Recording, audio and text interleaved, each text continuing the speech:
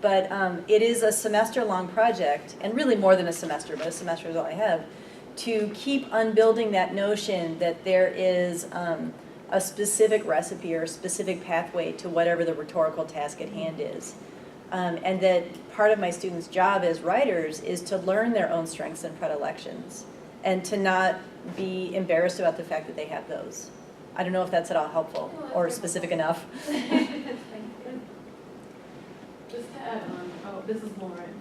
I don't know if Margaret will cite her own book, but that chapter 2 in Man at School, I mean, that, like, I found it transformative for talking about universal design in a new way, where I didn't feel as overwhelmed by it, you know, where I felt like every time I would kind of universally design things, I would realize I blocked off access for someone else, and I'm like, I'm doing it wrong. I don't know, I think the way that you move from theory to practice in that chapter was incredibly helpful to me as a teacher of writing, so I keep going back to that one and sending everyone I know to that chapter. So, but if you've already read it, I guess just read it again.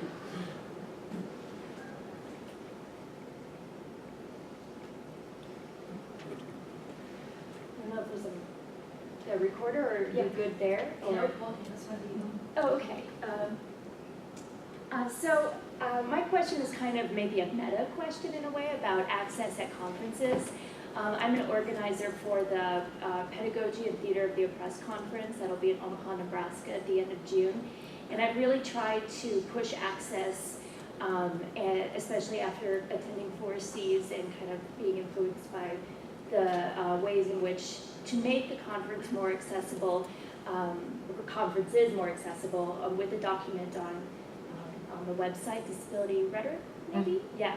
But one interesting kind of roadblock that I've encountered is the idea that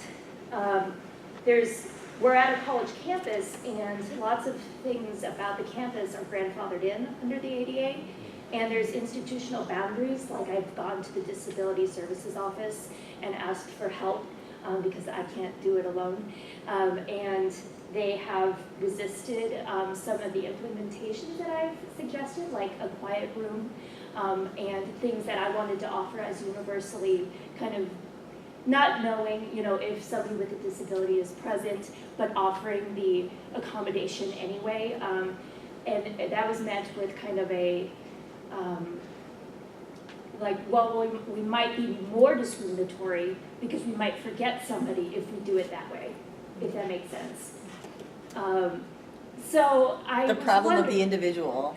Yeah, that, and in my view, it's like, that's okay because we'll be inviting the conversation and we'll make it better next time, in a way, rather than just cutting it off and only doing what the ADA prescribes, because the ADA is, as we keep saying in Pedagogy and Theater of the Oppressed with the other organizers, that's kind of the least we could do. That is the way to make it so that we're not discriminatory, but we can do better. So I'm curious about how to navigate those institutional barriers and how we can not just limit our, you know, and maybe I'm preaching to the choir, but not limit ourselves based on what the ADA prescribes, but instead go above that and not just let something go to be grandfathered in, but to make it better anyway because we should.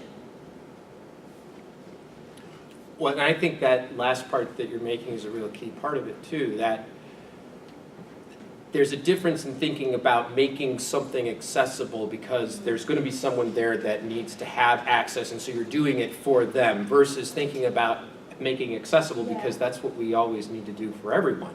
We're just making it accessible to some people and not others, and not thinking about why or how or what we're doing that accomplishes that. So I mean, we're always making things accessible, but and thinking about it the way that you're talking about is just, well, this is something we need to be doing across the board. This isn't about, you know, just putting a ramp in instead of stairs. It's thinking about what somebody needs and, you know, how to be open to making something accessible, right? I mean, access is not just about those things that the ADA can talk about. I've actually written a little bit about conference presentations in particular because this format is very much, I mean, one of the things we can do is the CART transcription, right? But very much of this format is limited around things by, like, the assumptions that we make in constructing the panels. right? This is a certain amount of time. We expect, you know, whoever is talking is speaking, and then others are being quiet. There's in a lot of panels. This one's, you know, we're trying to be a bit less formal about it, but we're still sort of maintaining there's us up here, there's you over there, right? These kinds of things that that can be issues of access for a number of people in a lot of different ways. And so I hope, you know, I'd like that you're thinking about it, because I think that the key is for, as we continue to evolve what our conferences are and how these academic exchanges occur and these kairotic spaces are constructed, that's the kind of thing that we need to keep in mind, is that there's lots of different things here. And actually it sort of ties back for me to the question, the multimodal question about teaching. And I think that I was almost reluctant to say anything, because there's within the speech rhetoric tradition that, as I'm sort of familiar of it, there hasn't been a whole lot. I mean, it's been really underdeveloped.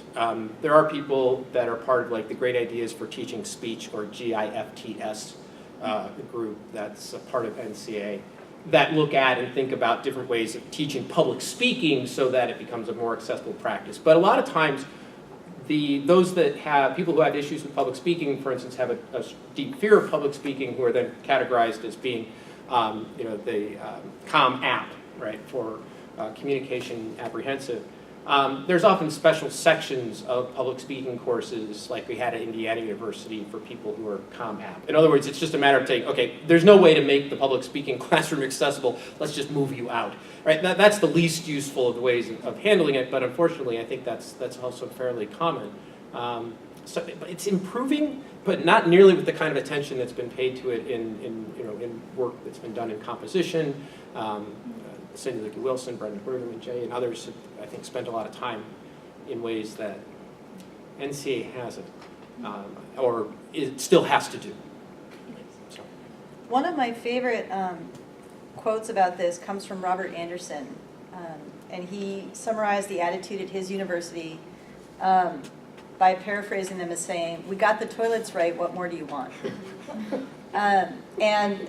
There's actually an initiative at Syracuse called Beyond Compliance that was designed to respond specifically to that issue. I think we have like 30 seconds left, but I would really be interested to hear. I'm sure we are all very accustomed to speaking to representatives of institutional discourses and trying to urge them to go beyond compliance. What have other people's experiences been, if anyone can speak to this just briefly?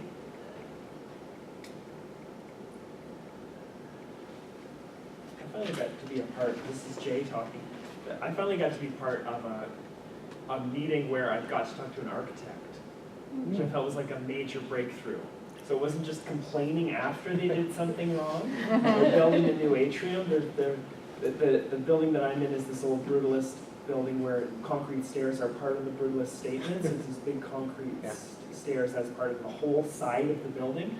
They're taking all the stairs down and filling it in with an atrium, which is great.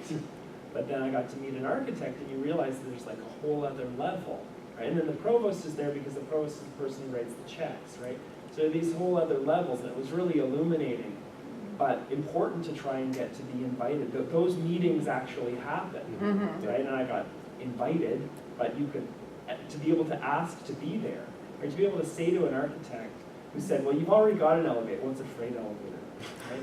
So part of the statement of this is that the elevator's right in the middle of the space in a way that is part of the flow through the space. And it's like, I don't understand this.